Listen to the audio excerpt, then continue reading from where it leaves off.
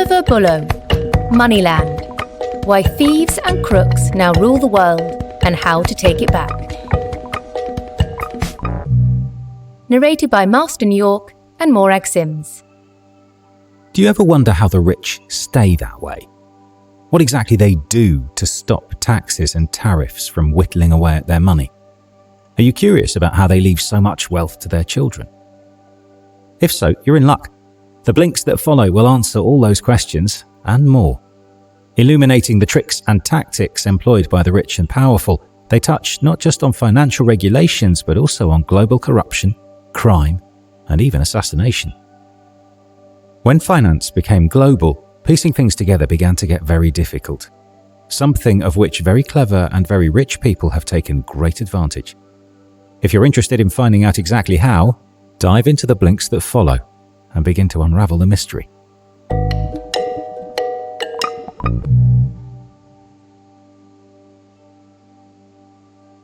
Blink 1 of 6.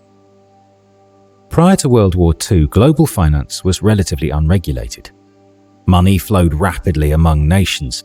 It destabilized currencies and caused poverty and widespread social unrest, both factors in the outbreak of the war. Years later, with victory in sight, the Allied powers turned their attention to preventing this situation from arising again. To this end, they decided that the value of national currencies would no longer be determined by market fluctuations. Instead, they would be tied to the US dollar, the value of which was pegged to US gold reserves, a stabilizing force. The Allies also agreed that in the future, money would only be allowed to travel overseas in the form of long-term investments. Risky, short-term international investments were strictly prohibited. It was a bold and effective move, but it wasn't to last. The key message here is, post-war efforts to stabilize markets quickly failed. These new international financial regulations worked well for a time. But before long, bankers started exploiting loopholes in the new laws.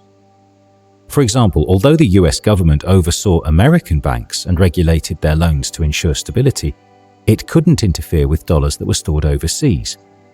As a result, London bankers could do what they liked with the dollars they controlled. The British government simply didn't care. This uprooted currency became known as euro dollars, and it could flow among countries just like in the old days. This was the first blow to the stable post-war framework. Not long afterward, euro dollars were joined by an even more daring financial innovation known as euro bonds. These new bonds were different from investments of the past. Through clever planning and artful negotiation with European authorities, bankers gave this new type of investment a whole host of attractive features. For a start, the profits earned on euro bonds were tax-free. But that's not all. In the past, institutions that issued bonds had to record the personal details of those buying them. Eurobonds did away with this restriction. In fact, Eurobonds weren't tied to individuals at all. Issuing institutions simply gave buyers a coupon to be redeemed when the loan's term had elapsed. This made them enormously appealing to individuals seeking to hide wealth. This situation was a far cry from the ideals that the Allies had advanced at the end of World War II. Instead of reining in the world of global finance, their new regulations inadvertently ushered in a new, more aggressive market. And money went global as never before. Blink 2 of 6. Imagine that you've just defrauded your country of a few $1 billion. Where would you hide the money? Would you put it in the bank? Maybe stash it under your mattress? Please, that's amateur thinking. As any embezzler knows, the best place to stash ill-gotten gains is offshore, in a jurisdiction with favourable laws and financial discretion. Somewhere, in short, like Nevis, a small Caribbean island with a population of just 11,000. The key message here is, offshore havens are perfect hubs for financial crimes and corruption. When Nevis gained independence from Britain in the 1980s, a group of American lawyers led by a man named Bill Barnard had the ear of the island's leader, Simeon Daniel. In just a few years, Daniel and these lawyers transformed Nevis into the ideal place to stash secret assets. How did they do this? Well, Nevis no longer recognises the judgments of foreign courts, so any attempt to get at someone's assets has to be conducted within the island's own legal system. That means posting a $100,000 bond just to begin your case. And if more than a year has elapsed between the offence and the day you file the papers, the court will dismiss your claim.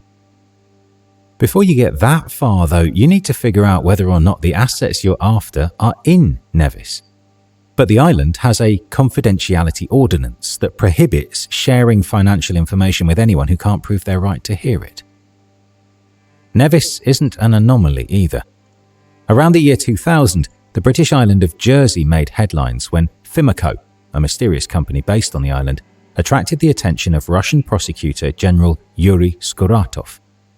Skuratov noticed that Filmco had received tens of billions of dollars from his country's central bank. But as far as he could ascertain, the company served no purpose whatsoever. It was a shell. Skuratov suspected that the funds sent to Filmco were being funneled back to central bank officials through other channels. This suggested widespread corruption in the central bank, with officials using the hidden funds to finance lavish lifestyles.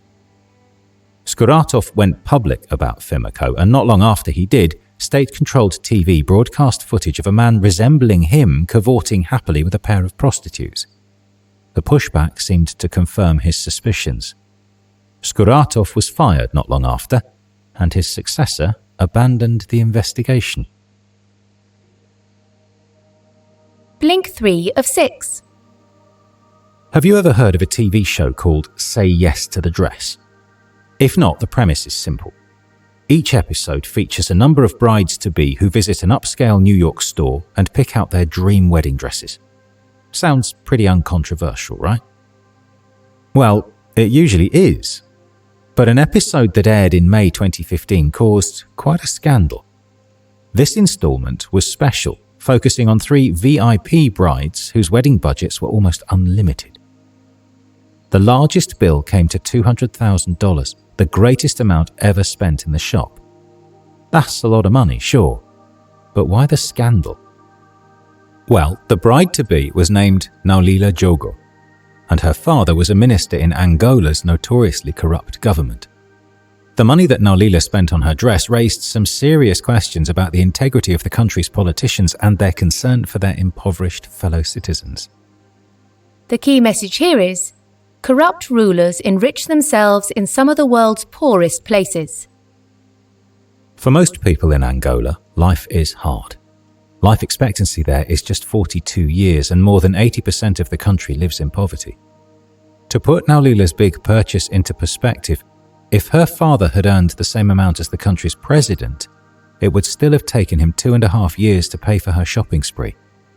So why was a government minister able to spend $200,000 on wedding outfits for his daughter? Well, one way Angolan politicians get rich is through corruption. The country has abundant oil reserves and diamond fields.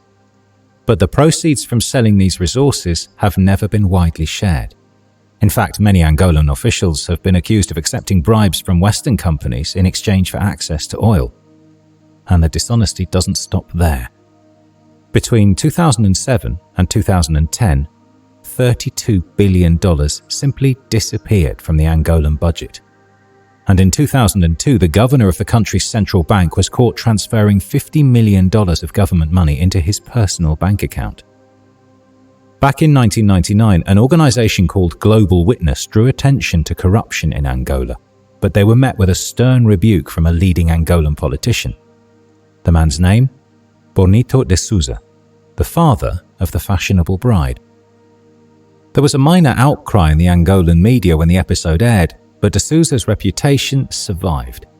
In 2017, he became the country's vice president. Angola may sound like an outlier, but it's far from the only country with rampant corruption, nor is it the worst. Blink 4 of 6. If you're lucky enough to live in a relatively corruption-free country, it's easy to imagine that the scenarios described in these blinks are remote from your world. Let's say you live in the UK, for example. Unlike in Russia or Angola, the rule of law in the UK is ironclad and illegal dealings are quickly snuffed out. Right? Well, yes and no. One of the remarkable things about kleptocracy, the rule of the corrupt, is that it has an irritating knack for overcoming national borders. The key message here is, corruption doesn't respect national borders. Want an example of corruption reaching across borders? Well, it would be hard to find a clearer one than the 2006 murder of UK resident Edwin Carter, also known as Alexander Litvinenko. Litvinenko, a former KGB agent, died of polonium poisoning in London in November 2006. Now, polonium is not found in the natural world, meaning that Litvinenko had almost certainly been deliberately poisoned. Why?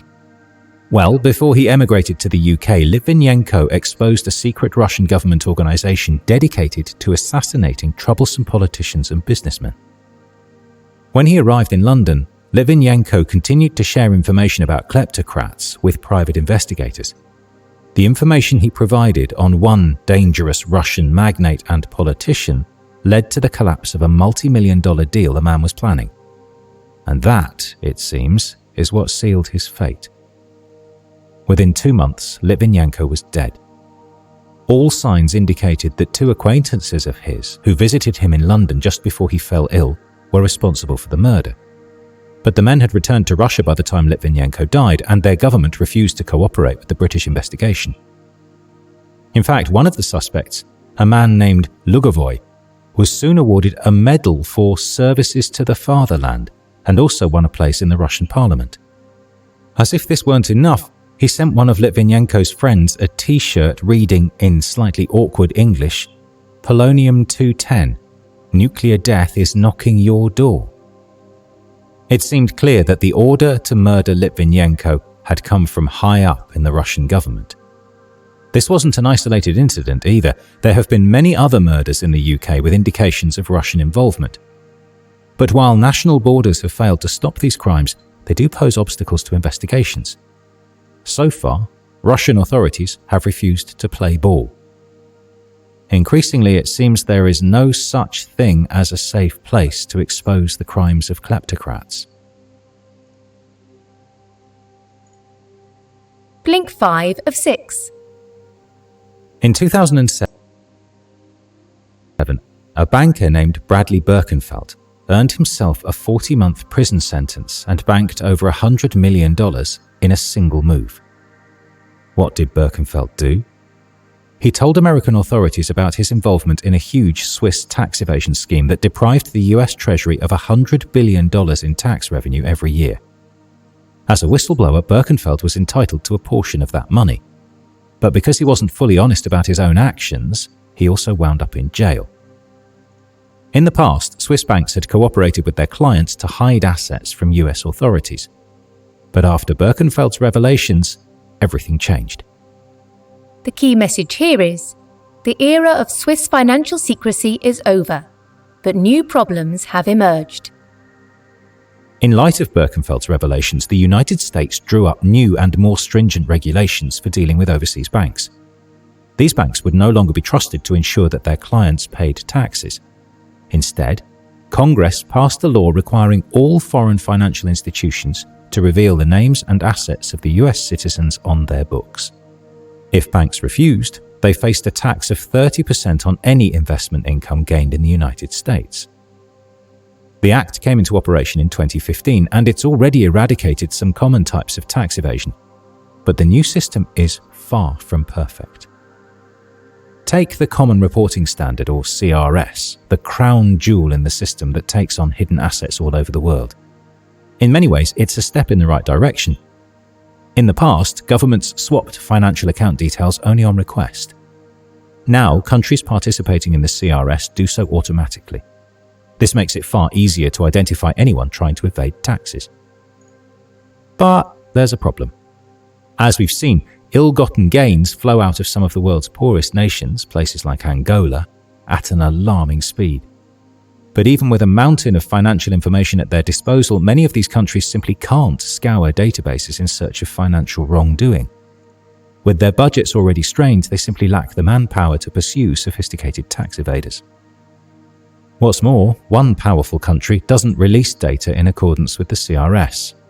And it's not a typical tax haven. It's the United States. Although foreign banks have to tell the United States about their American clients, American banks don't have to return the favor. As we'll discover in the next blink, this makes the United States an increasingly attractive tax haven. Blink 6 of 6. Some countries are notorious tax havens. Switzerland, obviously, and the Cayman Islands. But when looking for a place to stash ill-gotten billions, few of us would think of the US state of South Dakota. But we should. Why? In a word, trusts. A trust involves passing your assets to a trustee, an individual or institution that follows the instructions you laid down when you made the agreement. Before the 2007 Swiss banking scandal, South Dakota's trustees held $32.8 billion.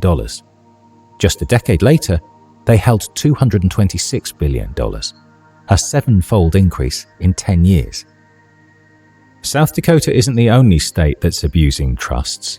In fact, it's another state that really pioneered the practice: Nevada. The key message here is, many US states are becoming international tax havens. Imagine you're a billionaire and you're trying to figure out how to pay as little tax as possible. You've heard good things about the laws in Nevada, but what exactly does the home of Las Vegas offer someone in your financial position? Well, first of all, Nevada allows you to create trusts that last 365 years. In the United States, if you use a trust to pass assets to a descendant, you only pay taxes on those assets when the trust ends. When a trust lasts for 3.5 centuries, so does your tax avoidance. And it gets better. It's common practice for island tax havens such as Nevis and Jersey to make it incredibly hard for creditors to go after assets. And Nevada is much the same. If 2 years have passed since you put your assets in a trust, they are untouchable. So if you go through a divorce and your ex-husband tries to claim a portion of the billions in your trust, wish him good luck. No creditor has ever managed to extract assets from a Nevada trust. Finally, Nevada can keep your billions just as secret as Swiss banks used to. If you give a non-US citizen any formal power over the trust, for example, the power to change the trustee, then for tax purposes, it's a foreign trust. This means that the United States legally can't share information about it with foreign governments. And if it's registered with an American trustee, then it's simultaneously American, according to the Common Reporting Standard. And the CRS, of course, is the one to which the United States doesn't subscribe.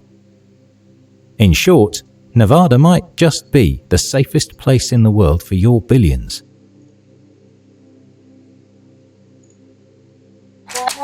You've just listened to our blinks to Moneyland by Bullough.